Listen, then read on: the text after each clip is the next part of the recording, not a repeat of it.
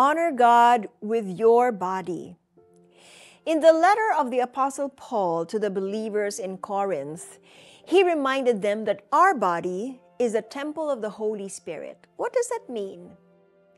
Ang mga tumatanggap kay Jesus as their Lord and Savior ay tumatanggap din sa Holy Spirit.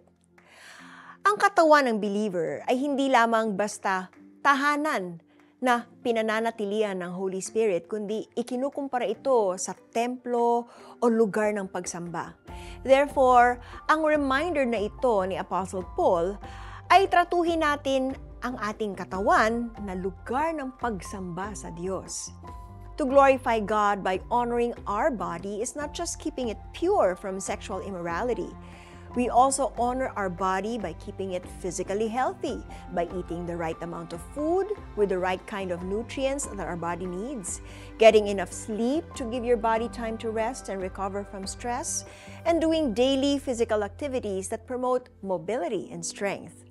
One might say, "This is my body, I can do whatever I want," but Scripture tells us not everything is beneficial. Our body is not our own. This was bought at a price, the blood of Jesus Christ. Our body is the temple of the Holy Spirit. Kung ang bahay nga kailangang panatilihing malinis at maayos, paano pa kaya itong templo na lugar ng pagsamba? Hindi lamang ito malinis at maayos, kundi kailangan pleasing din para sa Panginoon.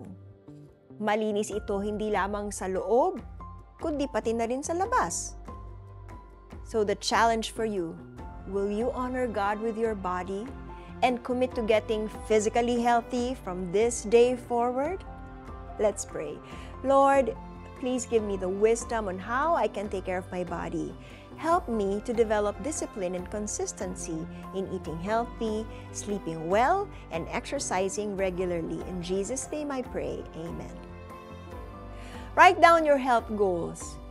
You can be as specific as possible and commit your plans to the Lord. Ask Him to give you the reason to hope and persevere every day.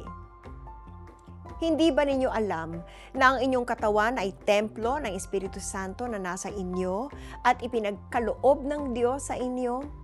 Hindi na ninyo pag-aari ang inyong katawan sapagkat binili niya kayo sa isang halaga.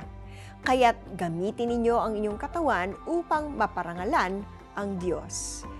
1 Corinthians chapter 6 verses 19 to 20. Ako po si Miriam Kiambao Roberto. God bless.